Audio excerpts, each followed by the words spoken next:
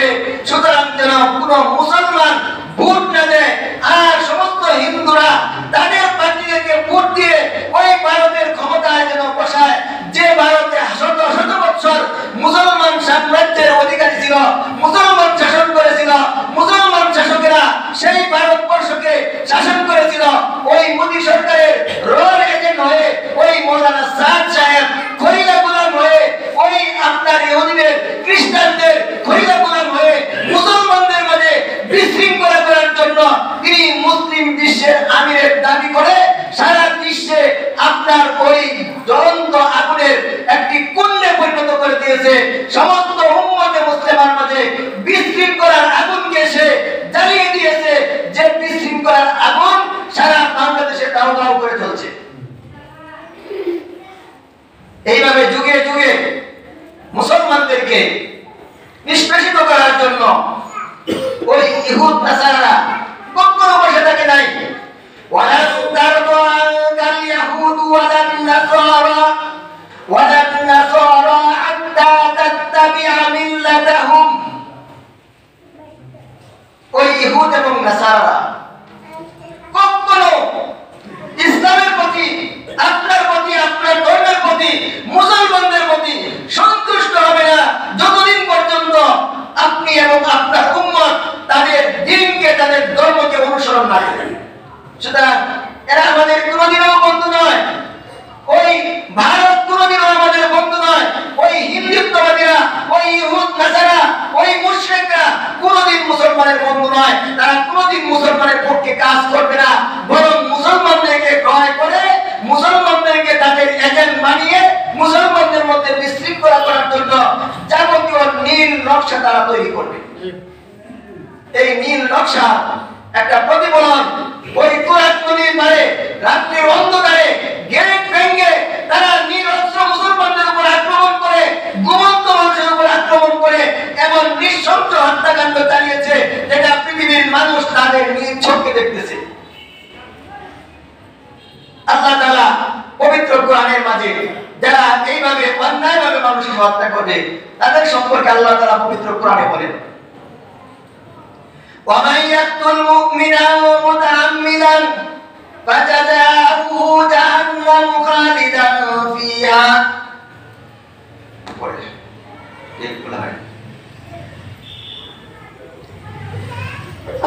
আল্লাহ তাআলা কি বলছেন ভাই? সূরাতুন নিসা 93 নম্বর আয়াতে আল্লাহ তাআলা বলেন, ومن يقتل مؤمنا متعمدا فجزاؤه جهنم। যে কোনো মুমিন মুসলমানকে ইচ্ছা করে হত্যা করবে, ফাজাযাউহু জাহান্নাম, তার সাজা, তার বিনিময়, তার প্রতিদান একমাত্র জাহান্নাম। কোন মুমিন মুসলমানকে যদি কেউ ইচ্ছা করে হত্যা করে তার বিনিময় কি? জাহান্নাম। আপনি ইচ্ছা করলে পবিত্র কোরআন মেলে ওই কোরআনের সূরাতুন নিসা 93 নম্বর আয়াত তার তাফসীর এবং ব্যাখ্যা আপনি করে দেখবেন। আল্লাহ তাআলা পরিষ্কার ভাষায় সেখানে বলে দিয়েছেন, ওয়া ইয়াকতুল মুমিনান মুতাআম্মিদান ফাজাযাউহু জাহান্নামু খালিদান ফিহা ওয়া গাদিবাল্লাহু আলাইহি ওয়া লা'নাহু ওয়া আ'আদ্দা লাহু আযাবান আযীমা। আল্লাহ বলেন তার যাজা হলো, তার বিনিময় হলো জাহান্নাম। ওই জাহান্নামে সে চিরদিন অনন্ত অসীমকাল সে জাহান্নামে থাকবে। অর্থাৎ কোন কাফের, কোন মুসলমানকে যদি হত্যা করা বৈধ মনে করে, জায়েজ মনে করে থাকে, তাইলে সে কাফের। আর কাফেরের ঠিকানা হলো, এমন হত্যাকারী কাফেরের ঠিকানা হলো চিরদিন জাহান্নাম। সে চিরদিনের জন্য জাহান্নামী হয়ে যাবে। ومن يقتل مؤمنا متعمدا فجزاؤه جهنم خالدا فيها وغضب الله عليه ولعنه। শুধু এতটুকুই আল্লাহ বলেন না, وغضب الله عليه, আল্লাহ তাআলার গজব তার উপর, ولعنه, আল্লাহ তার উপর অভিশাপ করেছেন, وأعد له, এবং আল্লাহ তাআলা তার জন্য প্রস্তুত করে রেখেছেন আযাবান আলীমা, বড় শাস্তি আল্লাহ তাআলা তার জন্য প্রস্তুত করে রেখেছেন। এই আয়াতের তাফসীরে ইবনে কাসির মধ্যে লিখেন, রাসূল আকরাম সাল্লাল্লাহু আলাইহি ওয়াসাল্লাম বলেন, হাসরের দিন মুকতুল নিহত ব্যক্তি হাসরের মাঠে উঠবে আর তার কাতেলকে জড়িয়ে ধরবে, জড়িয়ে ধরে আল্লাহর সম্মুখে হাজির হবে এবং আল্লাহকে বলবে, হে রব, আপনি তাকে জিজ্ঞেস করেন সে আমাকে কেন হত্যা করেছে। আল্লাহ তাকে জিজ্ঞেস করবেন, তুমি তাকে হত্যা করলে কেন? সে বলবে আল্লাহ তোমার ইজ্জতের জন্য, তোমার সম্মানের জন্য আমি তাকে হত্যা করেছি। আল্লাহ বলবেন সম্মান তো আমার, সেই অধিকার আমার, সুতরাং তোমাকে সেই অধিকার দেওয়া হয়নি। এমনি ভাবে আরেক ব্যক্তি তার হত্যাকারীকে জড়িয়ে ধরে আল্লাহর সম্মুখে উপস্থিত হয়ে আল্লাহকে বলবেন যে আল্লাহ আপনি তাকে জিজ্ঞেস করেন সে আমাকে কেন হত্যা করেছে। তখন আল্লাহ তাকে জিজ্ঞেস করবেন তুমি তাকে কেন হত্যা করেছো? সে বলবে আমি অমুকের ইজ্জতের জন্য, আমি অমুক সম্মানের ইজ্জতের জন্য, আমি অমুক আমিরের সম্মানের জন্য, আমি অমুক নেতার নেতৃত্বের বজায় রাখার জন্য আমি তাকে হত্যা করেছি।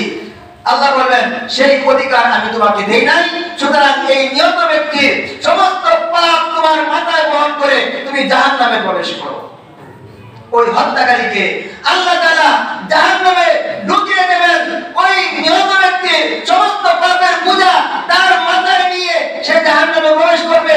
আল্লাহ রাসূল এই হাদিসে পাকের মধ্যে বলেন আল্লাহ তাআলা তাকে জাহান্নামে নিক্ষেপ করবেন, আর জাহান্নামের আশ্রয়স্থল যেটা তার ঠিকানা হবে, সেই জাহান্নামের আশ্রয়স্থলে যেতে তার ৭০,০০০ বছর লাগবে। এই হত্যাকারীর জাহান্নাম, ওই তার জাহান্নামে যেখানে আশ্রয় হবে, সেই জাহান্নামে তার যেতে, জাহান্নামের মাথা থেকে তার আশ্রয়স্থলে যেতে তার ৭০,০০০ বছর লাগবে। এজন্য আল্লাহ তাআলা পবিত্র কোরআনে পাকের মধ্যে হুঁশিয়ার করে দিয়েছেন ওয়া ইয়াকুল মুমিনা মুতাআম্মিদান ফাজাযাউহু জাহান্নাম, তার ঠিকানা জাহান্নাম, খালিদান ফিহা। আল্লাহ বলেন খালিদান, সব সময় সে জাহান্নামে থাকবে। ওয়াগাদিবাল্লাহু আলাইহি ওয়া লাআনা, আল্লাহ তার উপর গজব, আল্লাহর অভিশাপ, আল্লাহর গজব, আল্লাহ যাদের উপর গজব নাযিল করেছেন কওমে আদ, কওমে সামুদ, কওমে নমরুদ, কওমে ফিরআউন, তাদের উপর যেমন আল্লাহ তার গজব নাযিল করে দিয়েছেন, ওই লোকদের উপর যারা কোনো মুমিন মুসলমানকে ইচ্ছা করে হত্যা করবে তাদের উপর সেই আযাব আল্লাহর পক্ষ থেকে ঘোষণা। আদ, নমরুদ, সামুদ, ফিরআউনের উপর যেমন গজব আমি নাযিল করেছিলাম তাদের উপর সেই গজবের ঘোষণা। আদালাহুম গাদিবাল্লাহু আলাইহি ওয়া লাআনাহু, আল্লাহ তাদের উপর লানত করেন। আল্লাহ পবিত্র কোরআনে পাকের অন্য আয়াতে বলেন ওয়া মাইয়ালানিল্লাহু ফালা তাজিদা লাহু নাসীরা, আল্লাহ যার উপর লানত করেন আপনি তার কোনো সাহায্যকারী পাবেন না। অর্থাৎ যারা ওই ইসলামের নামে যারা এই বিশৃঙ্খলা করেছে, যারা নিরস্ত্র মানুষকে হত্যা করেছে, তাদের উপর আল্লাহর লানত, তাদের উপর আল্লাহর গজব, তাদের ঠিকানা চিরদিনের জন্য জাহান্নাম। তারা মুসলমানের দাবিদার, কিন্তু তারা মুসলমান হতে পারবে না যতদিন পর্যন্ত সেই গরিব কাজের জন্য তওবা না করবে, আল্লাহর কাছে মাফ না চাবে, এবং সেই খুনের সেই হত্যার প্রতিদান যতদিন পর্যন্ত না দেবে, শরীয়ত যেটাকে নির্ধারণ করেছে সেই কাফারা না দেওয়া পর্যন্ত সে মুসলমানই ফিরে পাবে না। যদিও তার জুব্বা থাকে, যদিও তার মাথায় ওই বড় পাগড়ি থাকে, পাগড়ির জুব্বা তো ছিল ওই হযরত উসমান গনি রাদিয়াল্লাহু তাআলাকে যারা শহীদ করেছিল, তারা মাথা কামিয়ে রাখতো, তাদের হাতে ছিল লম্বা তকদির জোড়া, এবং হযরত উসমান গনি রাদিয়াল্লাহু তাআলার পরে হযরত আলী রাদিয়াল্লাহু তাআলাকে যারা শহীদ করেছিল তাদের মাথাও কামিয়ে রাখতো, আর তাদের হাতে থাকতো তসবিহ, তাদের কবরে থাকতো সেই সেজদার দাগ। কিন্তু আল্লাহর কাঠগড়ায়, আল্লাহর আদালতে তারা চিরদিনের জন্য জাহান্নামী। আল্লাহ বলেন ওমা ইয়াকতুল মুমিনান মুতাআম্মিদান ফাজাযাউহু জাহান্নাম খালিদান ফিহা ওয়া গাদিবাল্লাহু আলাইহি ওয়া লাআনাহু ওয়া আ'আদ্দা লাহু আযাবান আযীমা, আযাবান আযীমা। আল্লাহ বলেন আমি তাদের জন্য বড়, অত্যন্ত মর্মন্তুদ, অত্যন্ত দুঃখদায়ক, অত্যন্ত কঠোর, অত্যন্ত বড় আযাবের ব্যবস্থা আমি তাদের জন্য করে রেখেছি। সুতরাং যারা সেই সম্প্রদায়ের সাথে জড়িত, এই মুজাহিদের এজেন্টের সাথে যারা জড়িত, ওই ভারতের রয়ের সাথে যারা জড়িত, ওই সাত গ্রুপের সাথে যারা জড়িত, তাদেরকে আমরা ধিক্কার জানাই, তাদেরকে আমরা অভিশাপ জানাই, তাদেরকে আমরা আমাদের থেকে আহলে সুন্নাত ওয়াল জামাত থেকে তাদেরকে বিচ্ছিন্ন ঘোষণা করলাম। এবং যারা সেই গৃহীত কাজের সাথে জড়িত, আমরা আমাদের সমস্ত আলেম উলামা ঐক্যবদ্ধভাবে আমাদের নিজ নিজ স্থান থেকে আমরা সরকারের সামনে সেই ঘোষণা দেই, অবিলম্বে তাদেরকে গ্রেফতার করে দৃষ্টান্তমূলক শাস্তি ব্যবস্থা করুন, যে শাস্তির কথা আল্লাহ তাআলা পবিত্র কোরআনে পাকের মধ্যে বলছেন যে হত্যার বিনিময়ে কি? হত্যা। আল কাতলু বিল কাতল, যে কোনো মানুষকে হত্যা করবে তাকে হত্যা করতে হবে। সুতরাং আমাদের এখনো যদি আমরা সচেতন না হই, আমাদের সেই জ্ঞান বুদ্ধি বিবেচনা যদি আমাদেরকে এখনো সজাগ করে না দেয়, আমাদেরকে যদি সঠিক পথ এখনো না দেখায়, আমরা যদি সেই অন্ধদের মতো, ওই অভিশপ্তদের মতো, সেই গজবপ্রাপ্তদের মতো, সেই লানতপ্রাপ্তদের মতো, যাদের কথা আল্লাহ পবিত্র কোরআনে জাহান্নাম প্রস্তুত করে রেখেছেন, চিরদিনের জন্য জাহান্নামী বলছেন, তাদের থেকে আমরা যদি বিচ্যুত না হই, তাদের থেকে যদি আমরা সরে না আসি, তাহলে আমরা তাদের মধ্যে গণ্য হব। আমরা হাদিসে পাকের মধ্যে আল্লাহ রাসূল বলছেন, কেউ যদি কোনো অন্যায় কাজকে সমর্থন করে, দুনিয়ার যে কোনো প্রান্তে থাক, যদি সে উপস্থিত না, তথাপি তাকে উপস্থিত ধরা হবে। আমাদের মধ্য থেকে যারা সেই সম্প্রদায়কে, যারা সেই হত্যাকাণ্ড ঘটিয়েছে, তাদেরকে যারা সমর্থন করবে, তারা সেই হত্যাকাণ্ডের সাথে জড়িত হবে। আর যারা সেই হত্যাকাণ্ডকে ঘৃণা করবে, দুনিয়ার যদি উপস্থিত থেকেও সেটাকে ঘৃণা করে, যেমন সে তার থেকে দূরে হইল। আল্লাহ তাআলা আমাদেরকে এই বিষয়গুলা বুঝবার এবং আমল করার তৌফিক দান করুন। আমিন। হাযা আখিরু দাওয়ানা।